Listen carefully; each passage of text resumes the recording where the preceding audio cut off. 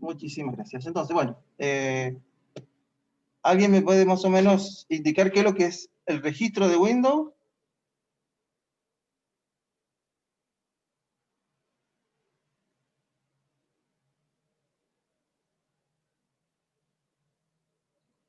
Es algo así como una lista de lo que sucede en el sistema operativo en Windows, de los eventos que suceden. No de todos, sino de los importantes. Bien, en principio, el registro de Windows es una base de datos. Esa base de datos es la que toma el sistema operativo para tomar referencias de los programas que están instalados, los servicios asociados y demás elementos para el funcionamiento de las aplicaciones. Es decir, cada vez que yo hago una instalación de un programa, una aplicación, exactamente, aquí me dice Facundo, son los ajustes de configuración. Entonces, ¿qué es lo que voy a hacer? Cuando instalo ese programa, en esa base de datos se van a crear unos registros que me dan la posibilidad de que el sistema operativo tenga una base de datos de todos los elementos que necesita ese sistema, esa aplicación que voy a correr, para que esté en perfecto funcionamiento. Es decir, va a decir desde dónde está ubicado, cuáles van a ser las características que va a tener, los servicios que van a estar asociados, ya sean en forma automática o los que se van a abrir al principio. De esa manera, nuestro sistema operativo está siempre al tanto de las rutas y el comportamiento que va a tener nuestro programa. ¿Se entiende?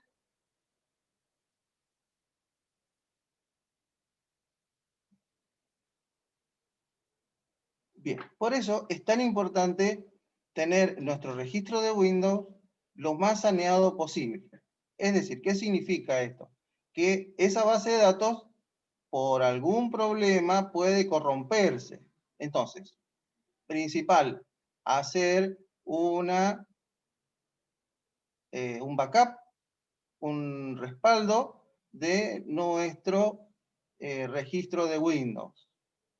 Entonces, si nosotros tenemos una aplicación que es el Regedit, pues nos da la posibilidad de hacer un respaldo de nuestro registro de tal manera que si ante alguna catástrofe, que tengamos algún problema, podemos volver a restaurar el registro y volvemos a tener nuestra base de datos en perfecto funcionamiento. Entonces, esto difiere de lo que sería, que lo vamos a ver, el registro de eventos. A ver, registro de eventos es un registro minucioso de todas las acciones que se han hecho en nuestro sistema operativo. Es decir, todas las que han sido exitosas y las que han dado algún tipo de error. Acuérdense que en las capas de software los errores se tratan de corregir antes de que lo perciba el usuario, es decir, en las capas inferiores. Entonces, pero sí quedan registradas en este registro, en este lugar donde van a quedar todos los sucesos que se han ocurrido mientras está funcionando nuestro sistema operativo. Es decir, si nosotros, por ejemplo, tenemos alguna falla de impresión, si nos vamos al registro de eventos, vamos a ver un tipo de error que nos da la posibilidad de diagnosticar y tratar de corregir ese error. Entonces, ¿se entiende la diferencia entre registro de eventos y registro de Windows?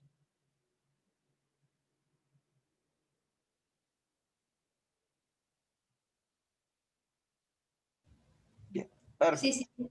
Bien, entonces, bueno, ¿qué otra duda podían tener o qué otro tema quiere que lo veamos un poquito, lo repasamos nuevamente para que estemos preparados para nuestro parcial? Por ejemplo, una pregunta que se va a hacer en el parcial es, por ejemplo, la capa superior de entrada y salida, ¿qué condiciones tiene o a quién apunta? A ver, alguien que me lo responda.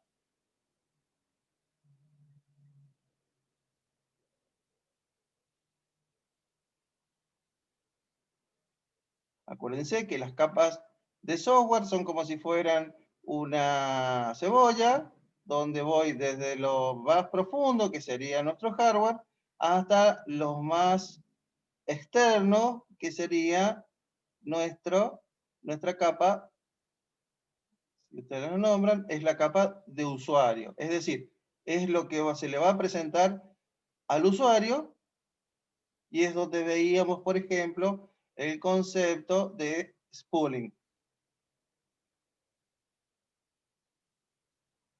Esa sería una pregunta interesante para que lo vieran.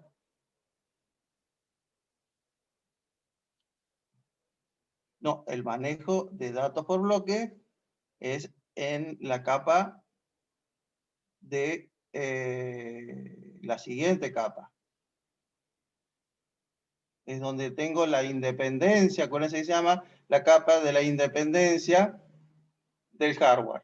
Entonces ahí voy a manejar el tema de los bloques y tratar de que mi sistema operativo funcione con bloques de información, y ahí estaba el concepto de lo que era el almacenamiento temporario. ¿Se entiende?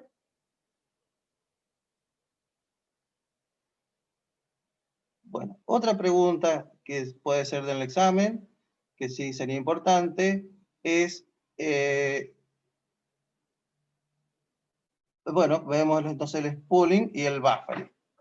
Entonces empezamos, tenemos la capa de usuario, y en esa capa de usuario tenemos el concepto de spooling. ¿Qué es lo que significa? Cuando en una red, por ejemplo, tenemos gran cantidad de usuarios que pueden mandar simultáneamente a impresión, es decir, usuarios de una red que van a tener distintos programas en ejecución, es decir, distintos procesos. Esos procesos van a tener distintos servicios, y uno de esos servicios es el servicio de impresión. Quiere decir que cuando ellos quieran imprimir, van a utilizar el concepto de spooling. ¿Qué es lo que es el spooling? Es decir, ese servicio va a crear un archivo de impresión. Ese archivo de impresión va a ir a una carpeta específica que tiene Windows para funcionar, y entonces la cantidad de distintos archivos de impresión generados por cada uno de los usuarios van a quedar almacenados en esa carpeta y van a ser procesados de a uno, debido a que, por ejemplo, la impresora es uno de los dispositivos de salida mucho más, de los más lentos. Es decir, para que pueda nuestro procesador quedar libre, nuestro sistema operativo seguir procesando otros paquetes, se genera entonces este conjunto de archivitos dentro de una carpeta, y se van a ir ejecutando de a uno a medida que vaya terminando los procesos de impresión. Se van a ir borrando hasta completar lo que sería la cola de impresión. Es decir, todos esos archivos quedan en una cola de acuerdo a la categoría que han tenido, es decir, depende del tipo de usuario, pero en general van a ir de los primeros hacia los últimos. Es decir, el que primero entra es el primero que se ejecuta. ¿Se entendió?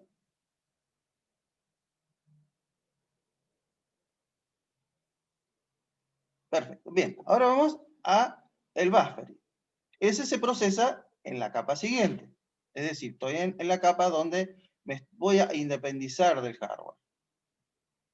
Esa capa y la siguiente, que sería la capa de los drivers, trabajan en conjunto, y cuando el procesador, y el procesador, para poder ejecutar eficientemente todo lo que necesita en la computadora, necesita utilizar lo que se denomina interrupciones.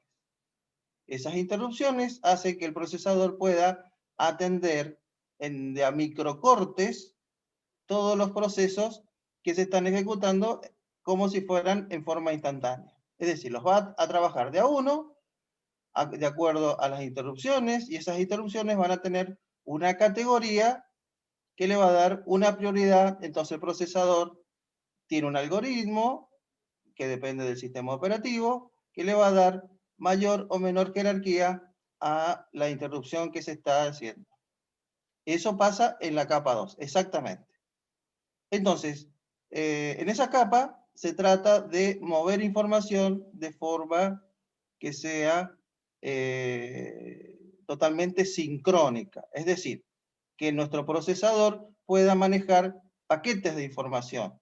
Entonces, lo que se utiliza es el concepto de buffering, es decir, cuando yo voy a atender una interrupción, los datos no se guardan de forma asincrónica, sino que se guardan de forma sincrónica en una memoria intermedia.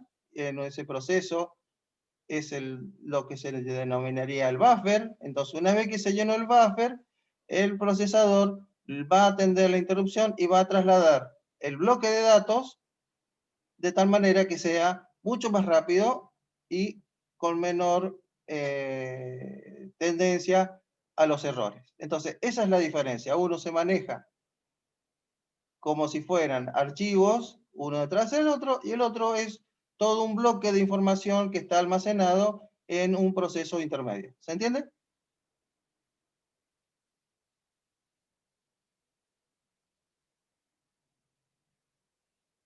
Bien. ¿Alguna otra pregunta?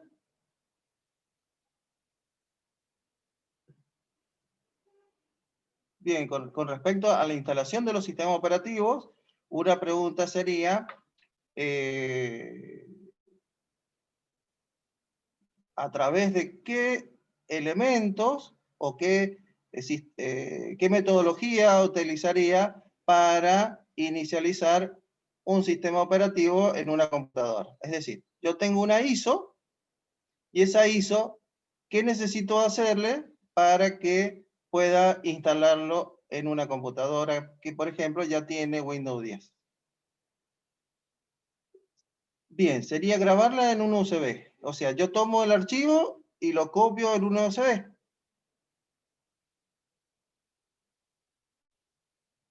Ah, ok.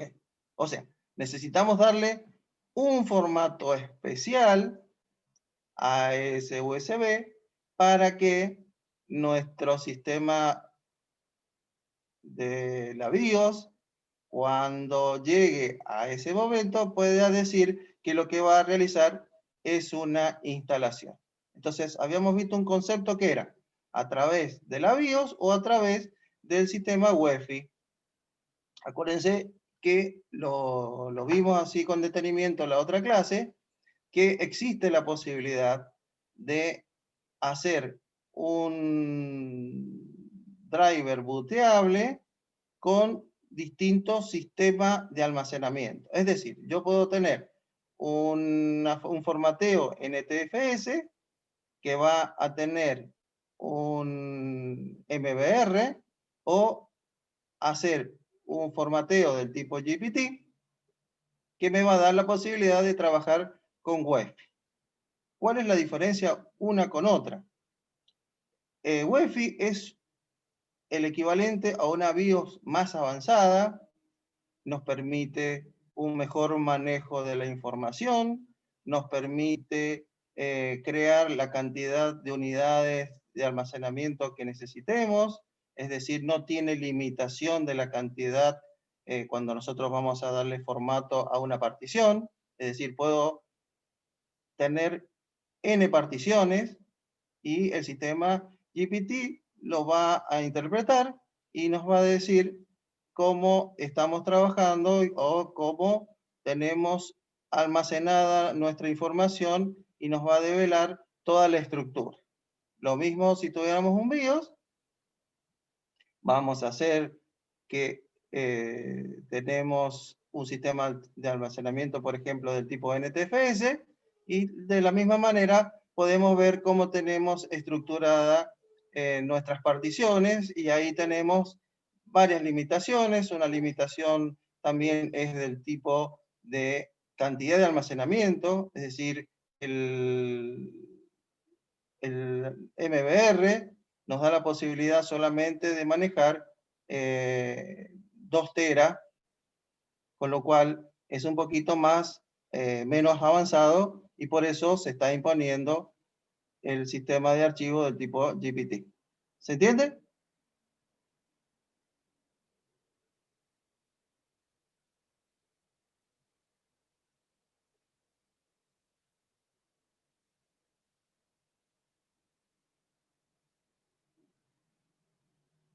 Recuerden las clases anteriores donde habíamos visto el proceso de inicio, y ahí teníamos cómo era el comportamiento en los distintos inicios, tanto un UEFI como un BIOS.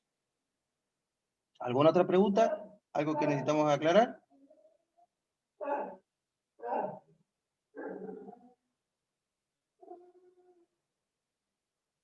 A ver si se entiende realmente lo que estaba explicando, o necesita que lo explique nuevamente.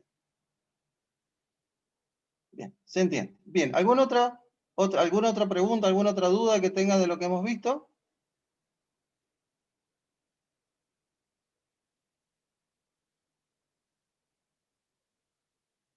Bueno, algo interesante que también puedo preguntar es, cuando nosotros hacemos una instalación de Linux,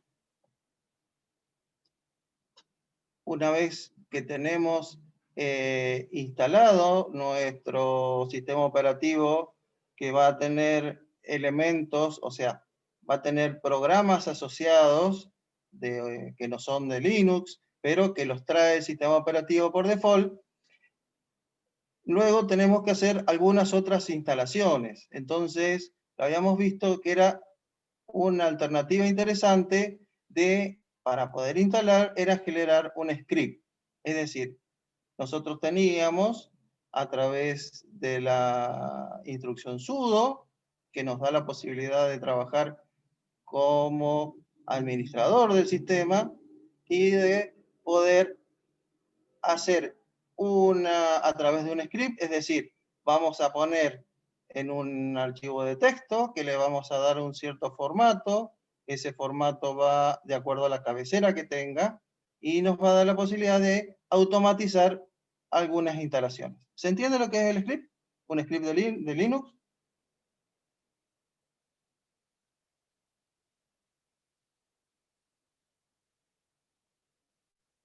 No se entiende. A ver, pero vamos a buscar el apunte y lo vemos.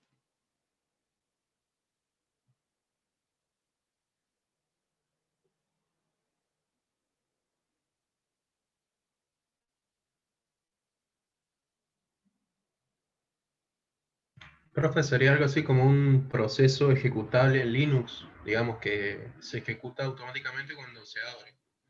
Algún- No, pues nosotros, por ejemplo, cuando vamos a hacer una instalación de un programa en Linux, vamos a utilizar la instrucción sudo para hacer esa instalación. Entonces, nos da la posibilidad, a ver si lo encuentro acá, está en este. El script nos da la posibilidad de hacer lo que en el antiguo DOS se denominaba un archivo bar. Es decir, voy a hacer una serie de instrucciones que se van a ejecutar y que nos va a dar la posibilidad de no tener que escribir todo de una sola vez, sino que los vamos a generar ese archivito de texto. A ver si lo encuentro, ¿dónde está? Claro, pero esa no es la, digamos, la definición de proceso. Estoy creando un listado de comandos que se ejecutan sin tener que tipearlos. Los tipeo una sola vez. Esa es la finalidad que tiene. Nosotros, por ejemplo, cuando hacemos un script de PHP, estamos escribiendo una serie de instrucciones que el objetivo que tiene es, por ejemplo, guardar algo en el servidor, en la base de datos. En este caso, la palabra script va apuntando a lo mismo. Yo estoy haciendo una línea de comando que lo va a interpretar mi sistema operativo, porque son instrucciones de consola de Linux, que lo único que están es almacenadas de tal manera que se van a ejecutar una tras otra, como si fuera un pequeño, es como si fueran interpretadas en el caso de PHP. A ver si se entendió por ahí.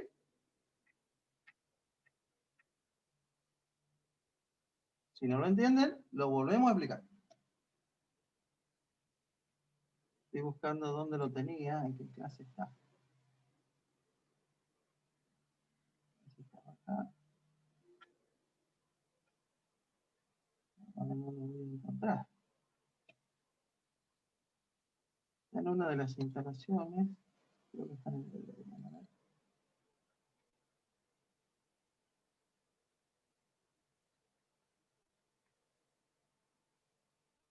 Acuérdense que el 90% de las instrucciones que nosotros vamos a introducir en un sistema Linux son por consola. Los desarrolladores están tratando de que normalmente las instalaciones sean del tipo gráfica, pero la forma nativa que tiene Linux de hacer una instalación de una aplicación en el sistema operativo es a través de la consola y de instrucciones.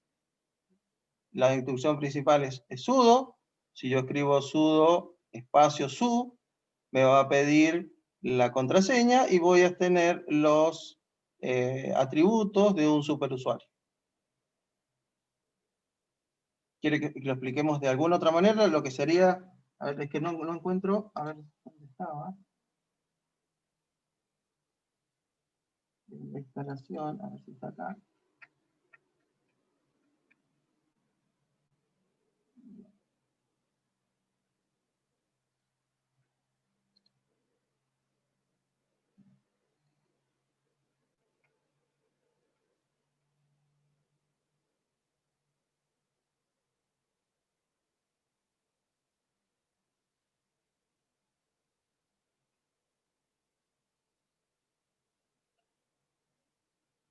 No lo voy a encontrar ahora. Caray. No tengo.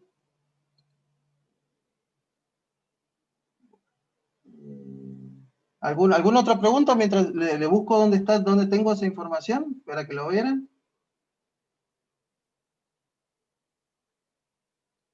Acá lo, bien, acá lo vamos a ver ahora.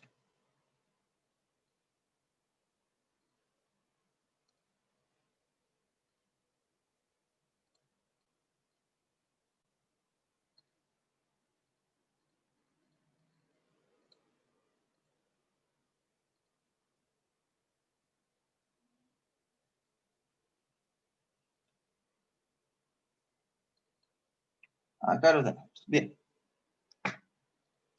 Eso lo teníamos en lo que habíamos denominado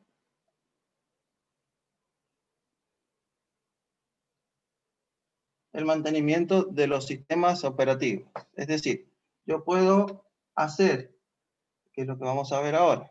Fíjense que para instalar las aplicaciones voy a utilizar la instrucción sudo. Esa instrucción, fíjense que está por consola y nos da la posibilidad de instalar una aplicación para hacer el respaldo de disco. Fíjense que hay otra aplicación. Para hacer esa aplicación, lo mismo. Voy a tener que manejarme a través de la consola. Se va a ejecutar un proceso. Voy a trabajar con los paquetes de instalación. Una vez, y voy a tener instalado el programita. Fíjense, por ejemplo, si tengo un firewall, la cantidad que tengo de instrucciones que se van a tener que ir para poder hacer la instalación. Entonces, al final, yo lo que les pongo es cómo se hacía, por ejemplo, si esto yo lo almaceno en un archivo de tipo de texto, podría hacer que se ejecuten todas estas instrucciones una por uno y voy a tener una instalación mucho más efectiva y lo que he hecho es generar el script. ¿Se entiende ahora?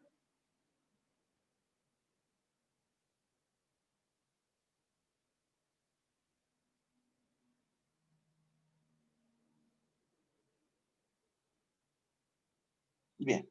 ¿Alguna otra pregunta? Si me preguntan si es un archivo de texto, sí, es un archivo de texto.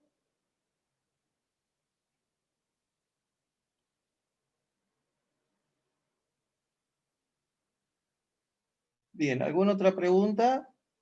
Por ejemplo, cuando tenemos que instalar Windows 7 con Windows 10, tenemos dos sistemas operativos de la misma familia y necesitaríamos no actualizar, sino instalarlos por separado, porque vamos a tener aplicaciones que corren tanto en 7 como y algunas en Windows 10. Entonces, acuérdense, el principio de instalación es muy similar a lo que hemos estado viendo en el resto de las instalaciones en los distintos sistemas operativos. Entonces, volvemos al principio. Vamos a darle un formato a nuestro pendrive. Vamos a través de alguna aplicación incorporar ese archivo que tenemos, que es un ISO, lo vamos a incorporarlo, o sea, lo vamos a montar en ese pendrive. Ese pendrive va a tener un formato que va a ser GPT, sea para que funcione por Wi-Fi, o va a tener de Linux para que sea interpretado por Linux.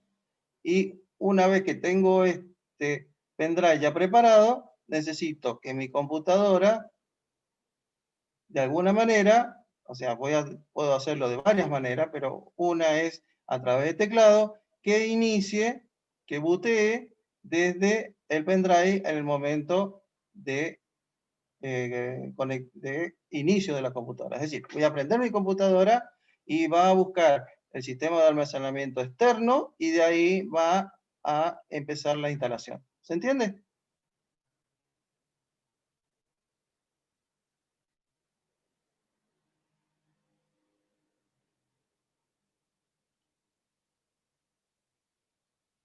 No sé si hay alguna otra pregunta, algo que quieran que les explique nuevamente. Profe, ventajas entre los distintos sistemas operativos, digamos, para el uso en el trabajo. Bien, ventajas. A ver, vamos primero por Windows.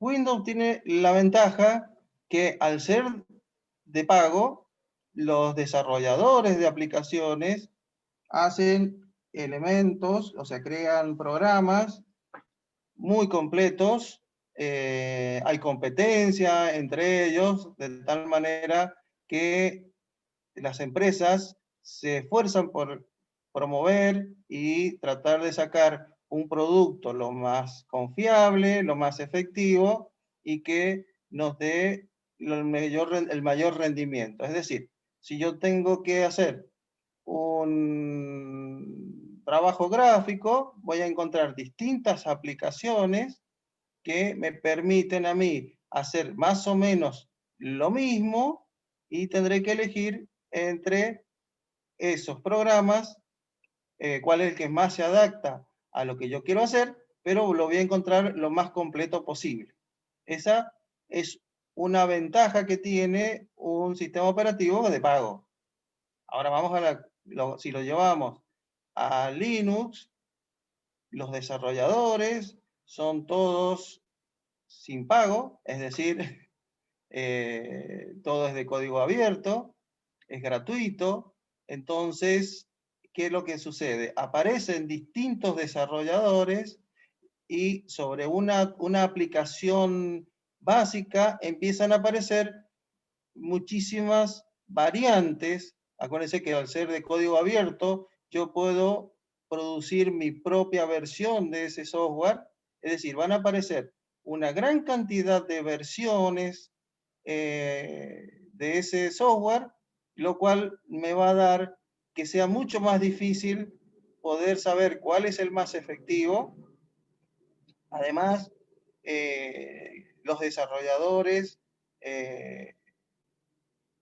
como cualquier software, puede tener errores, entonces lo que se busca siempre es de instalar lo que se denomina la versión más estable. Es decir, Los desarrolladores, cuando nos ponen a nuestra disposición un software, nos dan la posibilidad de varias versiones y una es la que ellos denominan estable, que es la que se aconseja instalar. A ver, ¿se entiende la diferencia ya en una aplicación de pago y una aplicación gratuita?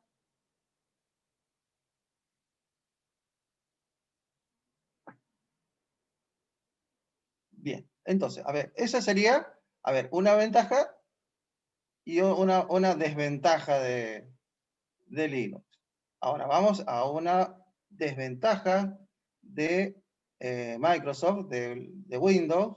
Una desventaja importantísima es la estabilidad del sistema operativo. Nuestro sistema operativo, primero, es de código cerrado, es decir, nosotros no tenemos, no podemos ver qué es lo que se ha hecho por los desarrolladores. Los desarrolladores de Microsoft no han abierto el sistema operativo, por lo tanto, si hay algún error, no, los desarrolladores no se que puedan de alguna manera trabajar fuera de la empresa podrían haberlo corregido, pero es imposible tener acceso. Entonces, problemas, se puede corromper la base de datos, es decir, nosotros cuando arrancamos nuestro sistema operativo y por algún motivo esa base de datos, que sería el registro, está dañado, vamos a estar en problemas para iniciarlo. Otro es el MBR, que también se puede dañar. Entonces podríamos tener una pantalla azul apenas inicializamos nuestra computadora. Entonces, en cambio, Linux, cuando se inicializa, lo primero que hace es tomar el kernel y ponerlo en funcionamiento, entonces nos da una estabilidad muy superior, que es una de las grandes bases del éxito de Linux. ¿Se entiende? Además, grandes aplicaciones para servidores están corriendo bajo Linux, ya que Linux es mucho más estable que las versiones de Windows para servidores.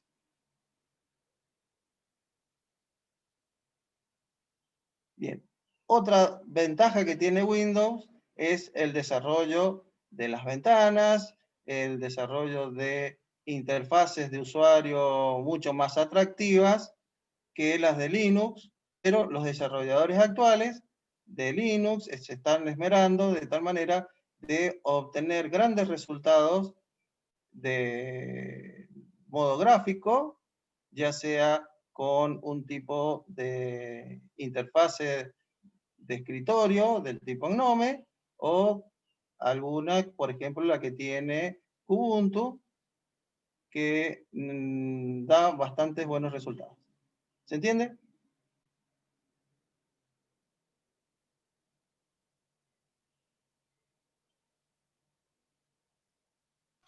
Profe, pero yo quiero A ver, instalar un sistema de ventas en una empresa, digamos. Elijo Linux porque es más estable, digamos, ya que Linux... en realidad, el cuestionamiento sería, yo tengo un sistema de ventas. Ese sistema de ventas, ¿para qué sistema operativo fue desarrollado? ¿Tiene su equivalente en Linux? ¿Tiene su equivalente en Mac OS, por ejemplo? Y si es Linux, yo sé que Linux corre Python, entonces lo podría correr en Linux. Sí, si está desarrollado en Python, por supuesto que sí. Además, Python es multiplataforma, o sea, va a correr en cualquiera de los sistemas operativos.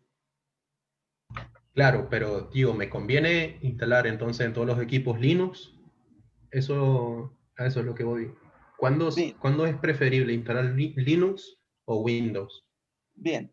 Por ejemplo, en Estados Unidos, Schwarzenegger, en California, tomó la decisión de que todo lo que fuera estatal utilizara Linux.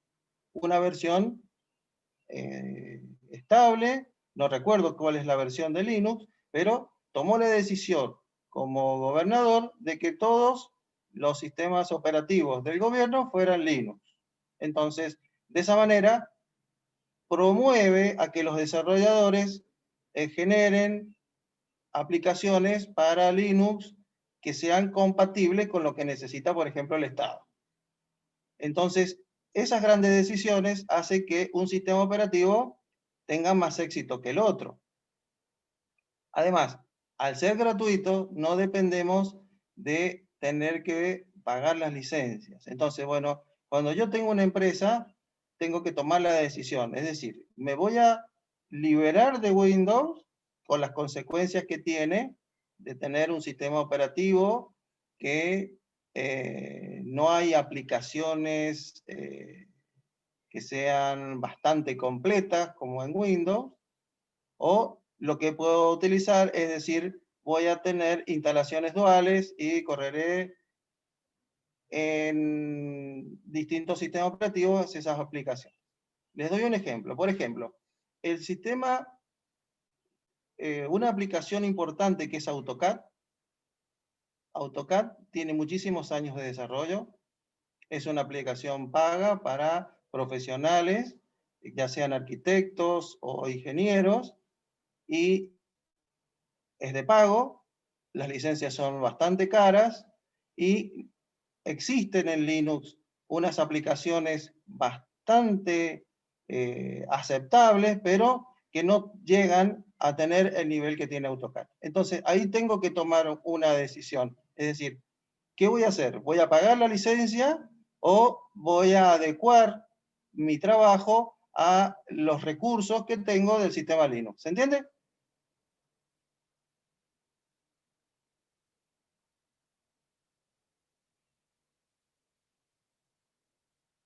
Bien. Algo importante. Nosotros en la Argentina, por ser argentinos, estamos utilizando el 90% del software instalado en la República Argentina es pirata.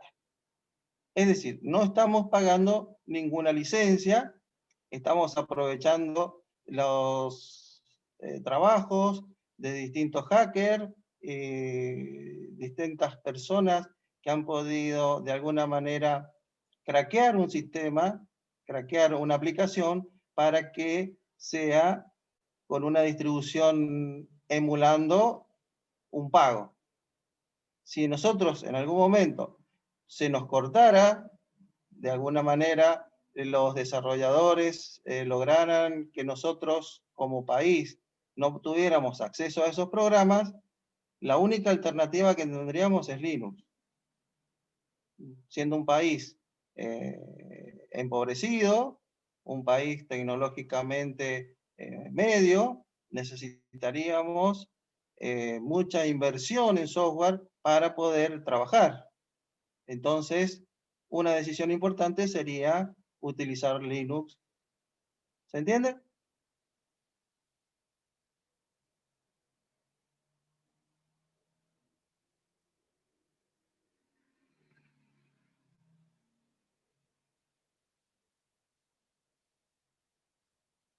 Ejemplo, si alguien tiene AutoCAD instalado, ¿tiene una licencia verdadera o tiene una licencia del tipo trucha? Si tienen instalado Windows 10, por ejemplo, lo tiene original. El Office también es original y lo más probable es que no. Entonces, eso es lo que le da la posibilidad de elegir otro sistema operativo que, digamos, nos da la posibilidad de trabajar de la misma manera con algunas limitaciones, y esas limitaciones es comparando, pero si nosotros vamos a montar una empresa y vamos a arrancar de cero, podemos tener Linux y nos vamos a adecuar a esas aplicaciones y nos van a ser útil para hacer nuestro trabajo. Eso es, por ejemplo, la decisión que ha tomado en Estados Unidos de decir, bueno, vamos a pasarnos a Linux. ¿Se entiende cómo es el proceso de elegir el sistema operativo? O sea, yo puedo tener un sistema operativo gratuito, pero que tiene ciertas limitaciones y que me da la posibilidad de tener una gran efectividad en mi sistema operativo, una gran confiabilidad, pero el talón de Aquiles está en el lado de las aplicaciones. Es decir, como sistema operativo no tengo ningún problema, es muy superior a Windows, pero el talón de Aquiles está en las aplicaciones. Bien, ¿alguna otra pregunta? ¿Algo que quieran saber?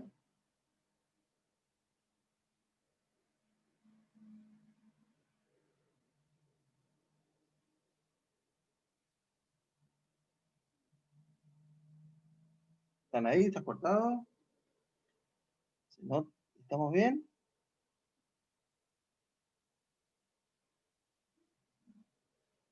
Profe, si yo tengo, digamos que me compro una máquina, tengo Windows original, porque venía con la PC, y quiero instalar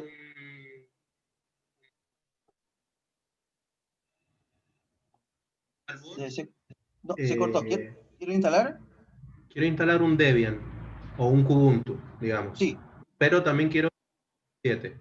Yo al hacer una nueva instalación de los sistemas operativos, pierdo el antiguo sistema operativo original, o sea, el Windows 7 original, y al instalar un nuevo sistema, o sea, la originalidad del sistema se pierde.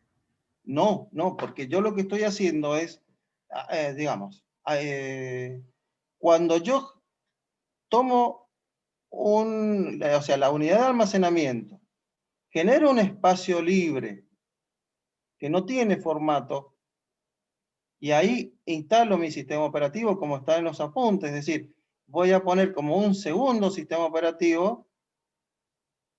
El sistema operativo anterior queda exactamente igual, queda intacto, sigue siendo original.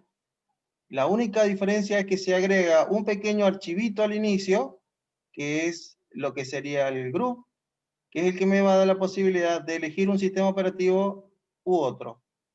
Fíjense, como comparten el mismo sistema de almacenamiento, pero no comparten el mismo sistema de archivos. Es decir, si Windows está utilizando NTFS, yo voy a tener que Linux está utilizando, por ejemplo, extensión 3 o extensión 4. Con lo cual, los dos sistemas operativos comparten el sistema de almacenamiento, comparten el inicio, pero una vez que se ejecutan son independientes. Eso es lo bueno de hacer este tipo de instalación. ¿Se entiende?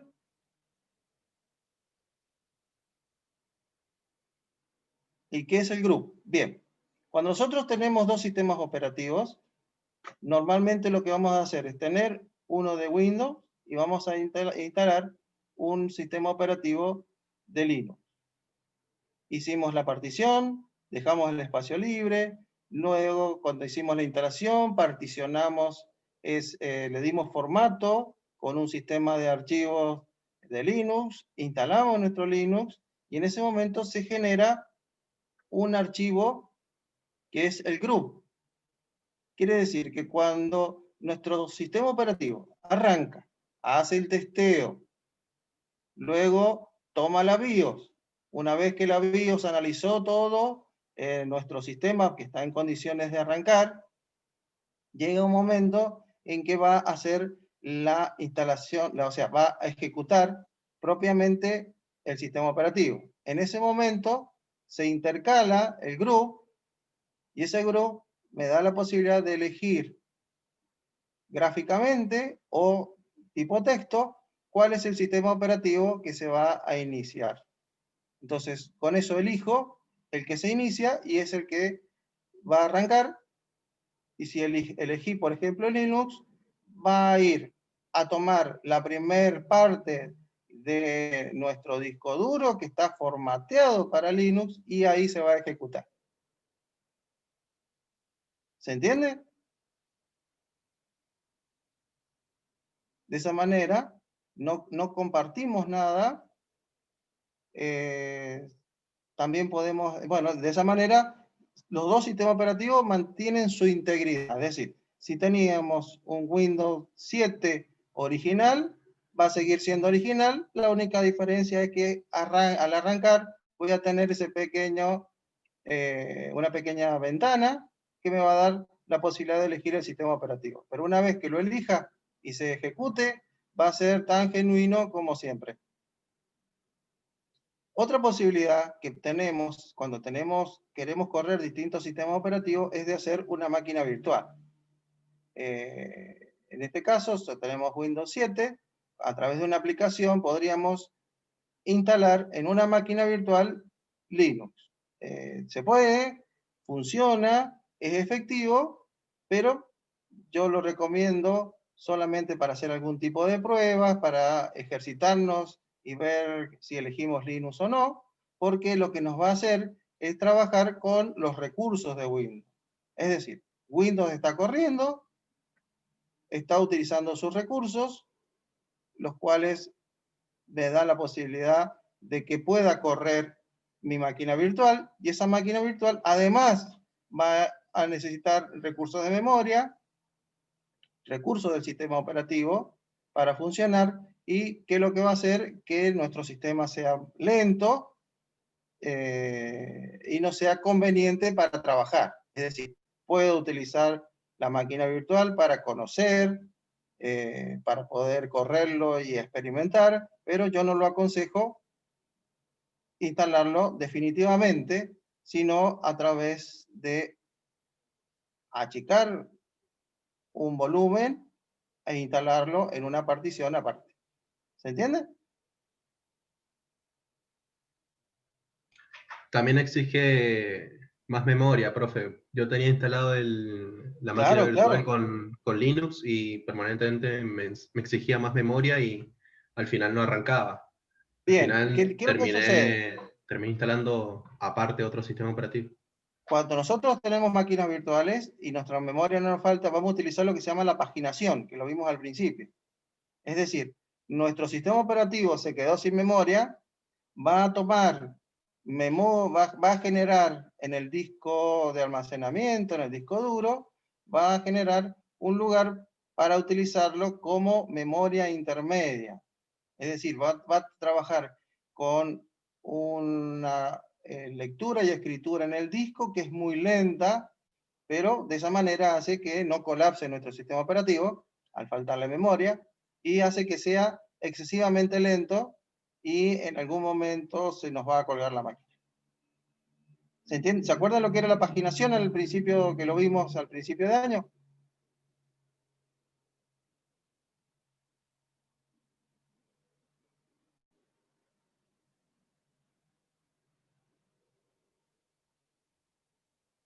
Sí, una forma Escucho, a ver, ¿no se entendió? ¿O no recuerdan? de que es una forma de direccionar la memoria. Es distinta a la segmentación. ¿Puede No, ser? lo que hago así. Cuando yo tengo una aplicación que está usando todos mis recursos, o sea, ¿a qué denominamos recursos? Lugares de almacenamiento en memoria.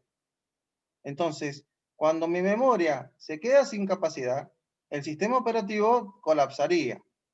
Para evitar eso, los desarrolladores lo que hicieron es generar un modo que se llama paginación, de tal manera de que nuestro sistema operativo guarda información que debería estar en memoria en el disco duro. De esa manera, nuestro sistema no colapsa, se pone más lento, pero puedo atender la falta de recursos. ¿Se entiende ahora?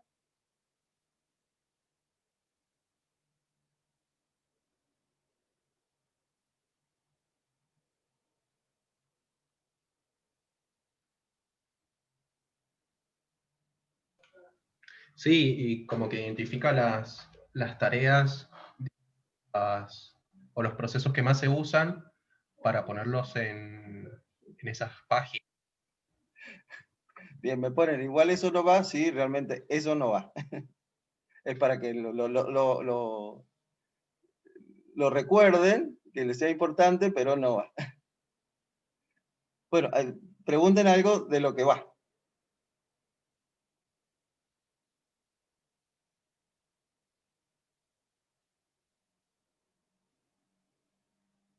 ¿Sí? A ver, ¿qué otro elemento podemos hablar? Todavía nos queda unos 20 minutitos de la hora.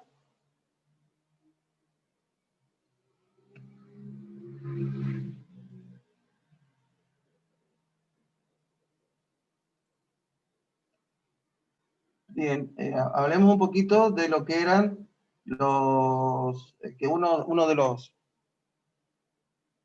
de los temas, que sería el número 11, que era lo que se denominaba los antivirus. A ver, vamos a ponerlo. Si quieren preguntar algo sobre esto. Bien, entonces habíamos visto qué es lo que se denominaba un antivirus, qué es el software, algunos tipos de infecciones que podíamos tener. Habíamos hablado un poquito de los que eran los keylogger y los ransomware. Fíjense que, por ejemplo, en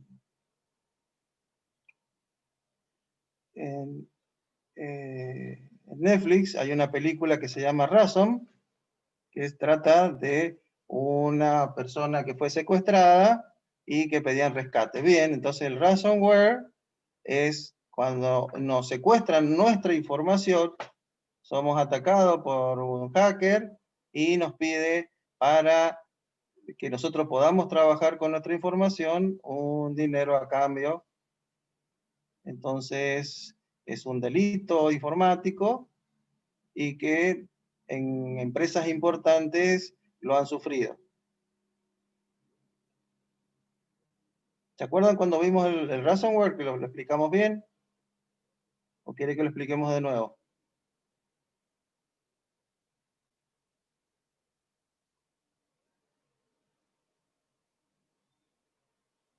Profe, yo tengo una duda de las preguntas. ¿Va a ser la misma modalidad que la última vez?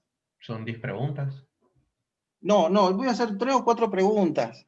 O sea, la idea es que entablemos un tipo de diálogo. Es decir, bueno, si yo te pregunto, ¿qué necesito yo para poder instalar un sistema operativo Linux junto con un Windows?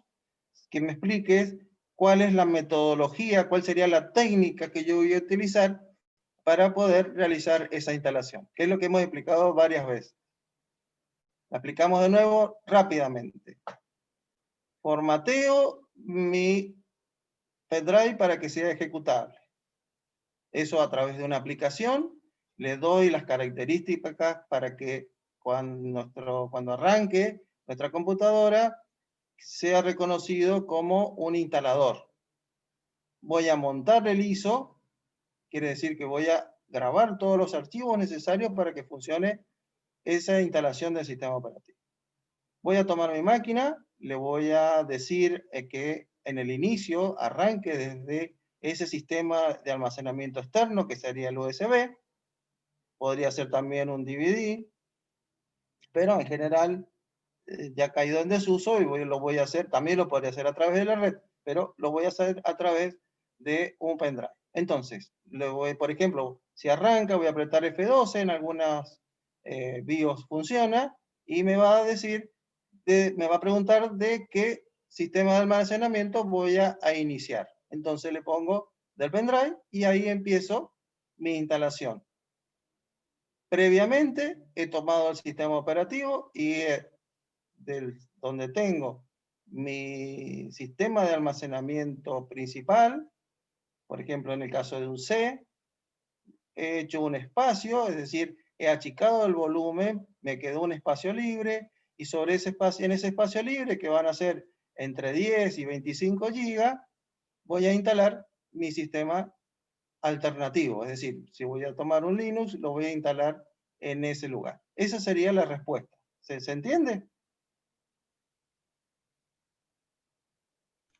Sí, profe, se entiende. Y respecto a este parcial, Sí. ¿esta sería la última nota que, que tendríamos? Sí, O sea, esta sería la nota que se pasa. no, acuérdense que hay un primer parcial. Entonces yo voy a tomar las 2 notas y en función de esas 2 notas va a salir la nota final. Ah, bien, bien. No sé si alguien no lo ha rendido. Yo tengo entendido que todos rindieron el primer parcial. Sí, que subió las notas a Classroom. Claro, o sea que me saqué un 10, sí señor, que sacó un 10 Ezequiel. Entonces, en general, todas fueron buenas notas.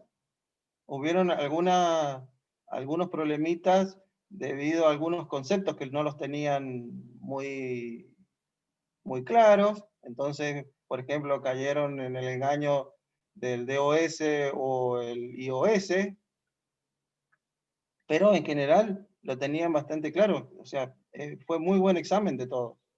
Por eso pienso que va a ser exactamente lo mismo. El performance de ustedes es bueno. Por eso, tenemos 20 minutos más para aclarar todas las dudas que tengan.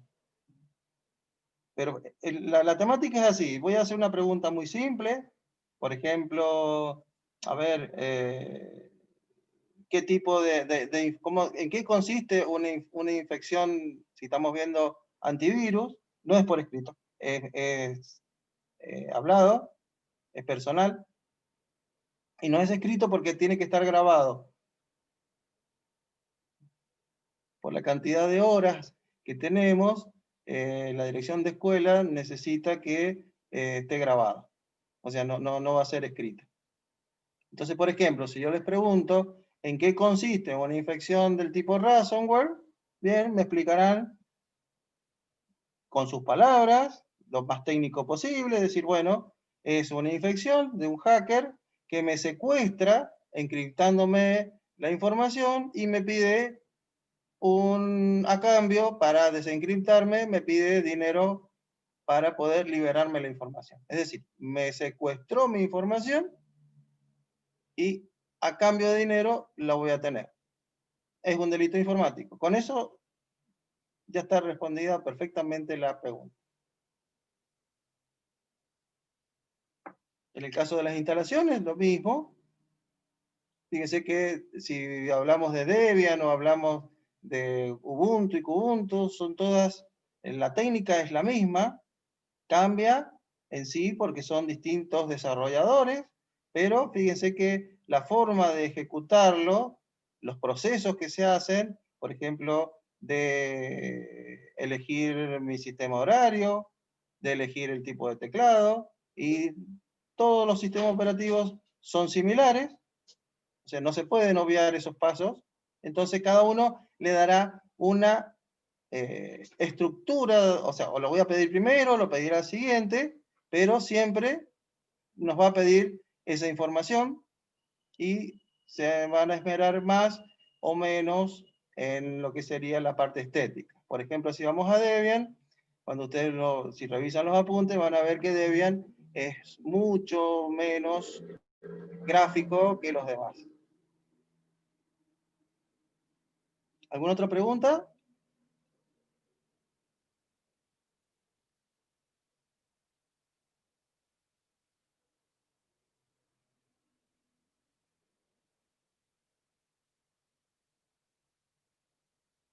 Por ejemplo, acá si pregunto, a ver, un antivirus del tipo, un objetivo específico, entonces dentro de una gama que yo tengo de antivirus, los desarrolladores se centran en distintas partes de lo que sería un antivirus. O sea, yo voy a tener un antivirus como una suite de aplicaciones, con aplicaciones más específicas, como sería, fíjense que el firewall, entonces no lo tengo, está dentro del paquete, pero como una aplicación más exclusiva, con una mejor interfase, y de tal manera que si necesito solamente el firewall, voy a ejecutar esa aplicación.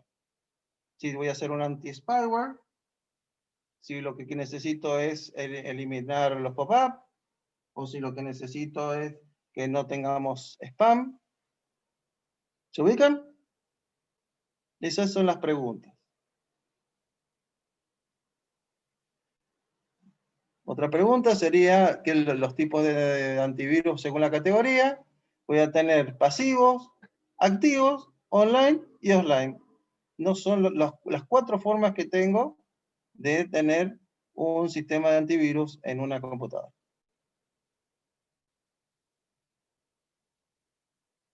El antivirus online no está instalado en el equipo, sino que lo hago el análisis de Internet. Normalmente, cuando yo tengo una infección, esa infección lo que va a hacer es tratar primeramente de desactivarnos nuestro sistema de antivirus, es decir, normalmente busca por nombres y nos bloquea nuestro antivirus. Es decir, con nuestro antivirus instalado no vamos a poder limpiar nuestra máquina. Entonces, ¿qué hacemos? A través de Internet nos vamos a bajar un pequeño instalador. Ese instalador nos realiza un análisis de nuestra computadora desde Internet, desde un dispositivo externo, y de esa manera podemos borrarlo y volver a restablecer nuestra computadora que quedará como estaba anteriormente. ¿Se entiende?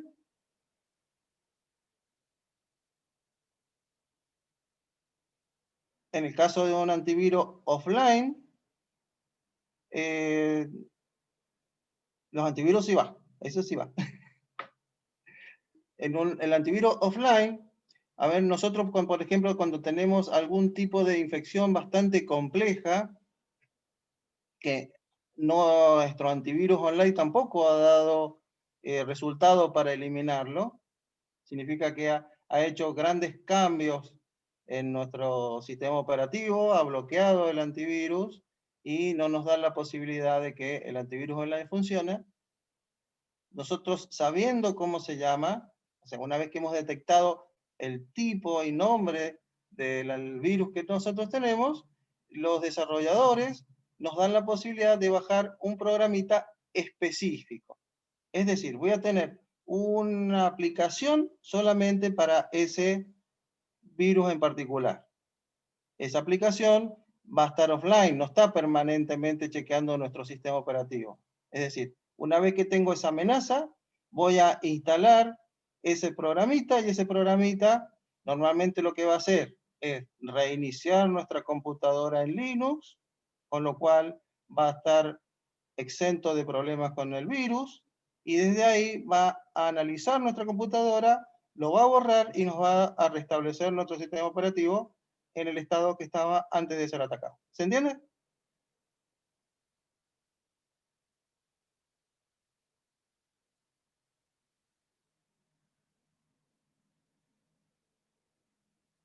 Bueno, ¿alguna otra pregunta? Seguimos hacia abajo a ver qué otra cosa teníamos.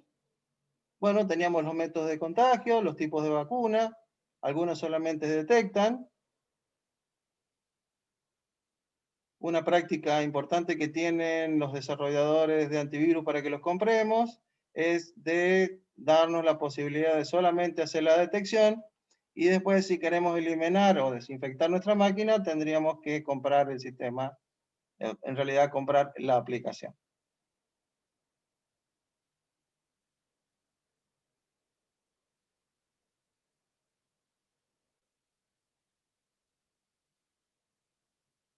Vimos lo que eran los gusanos, vimos el adware, el spyware, un keylogger, y por último vimos el ransomware. Normalmente este ransomware ataca a personas que tienen cierto contacto con lo empresarial y con cosas de la bolsa.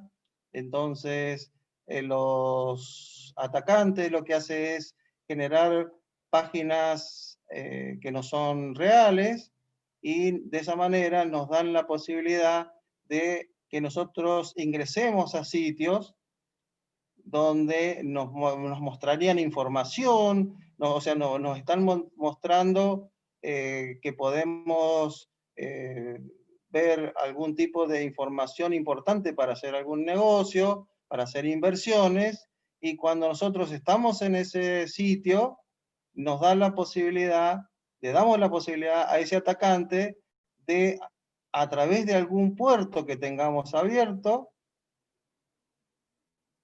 de introducirse en nuestra computadora y descifrar nuestro disco duro, es decir, lo encripta. Es uno de los delitos más importantes porque nos están pidiendo dinero a cambio, no es solamente por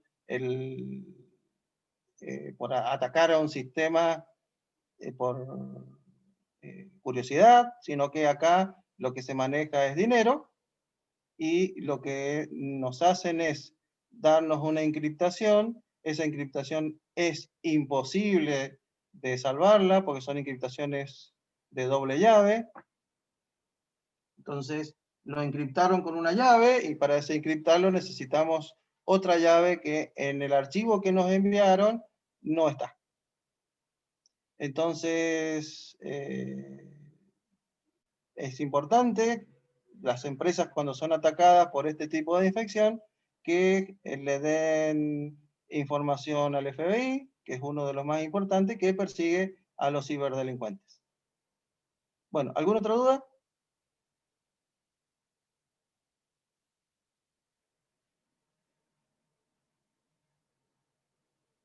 Profe, los Sí. antivirus en Linux se manejan igual como cualquier sistema operativo, ¿no? A Digamos ver, que repetimos un poquito que se escucha más o menos mal.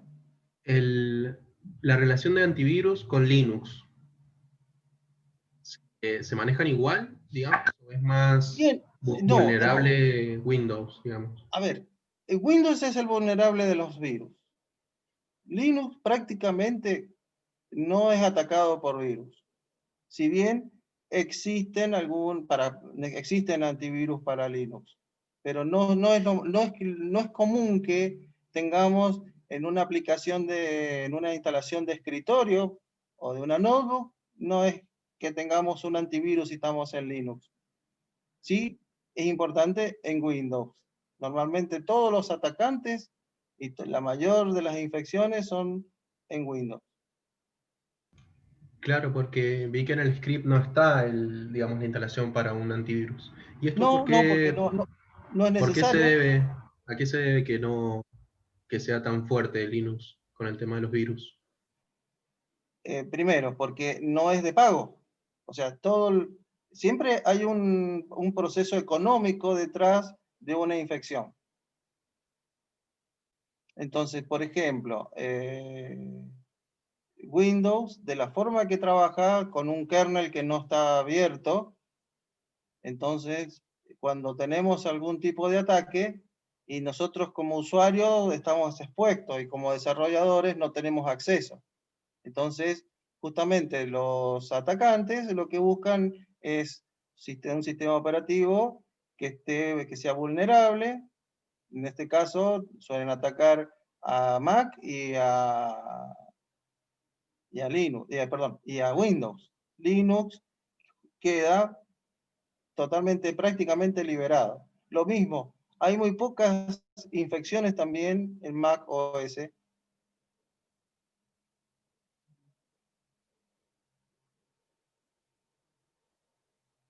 ¿Se entiende? Sí, sí. Bien, ahora, es mucho más sencillo para un atacante infectar un archivo del tipo exe que una aplicación que corre bajo Linux, que va a trabajar de una forma diferente.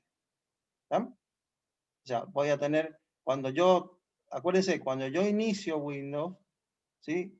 Lo que hago es cargar procesos, cargar estructuras a través de los servicios. En cambio, cuando yo corro Linux, lo que hago es directamente cargo el kernel. Entonces yo estoy trabajando directamente sobre el kernel. Esa es la efectividad de Linux. Fíjense que generalmente todos los que hemos visto se basan en Debian, que es el más antiguo, y el Debian deriva del Unix. Entonces son sistemas operativos muy compactos y muy difíciles de que puedan ser atacados por un virus.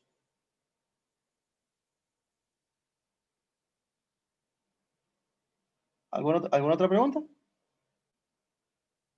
Bueno, esa es otra cosa importante cuando vamos a elegir un sistema operativo. Depende en el contexto que nos movamos, el tipo de empresa o el tipo de actividad que vamos a tener que nos sirva el mejor sistema operativo. Y además, dentro de lo que es Linux, vamos a tener distintos gustos, es decir, distintos desarrolladores que han trabajado sobre el mismo sistema operativo y nos dan la posibilidad de sistemas operativos un poco más específicos. Es decir, existen sistemas operativos Linux orientados, por ejemplo, a lo gráfico, a los escritores, a los ingenieros,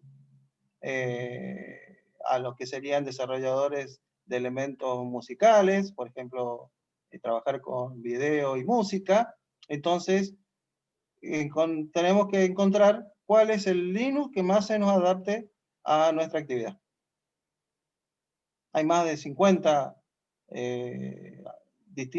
50 Linux diferentes que son estables y que funcionan bien.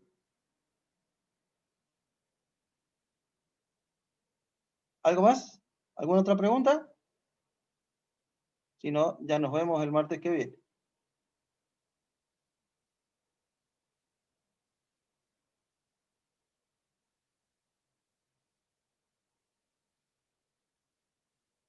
¿Alguna pregunta más? Bien.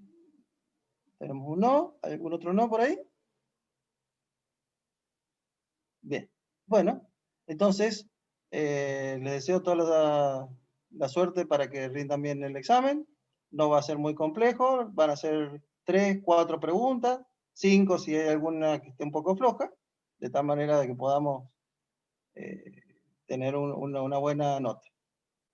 Nos estamos viendo. Muchísimas gracias por su atención y será hasta el martes que viene.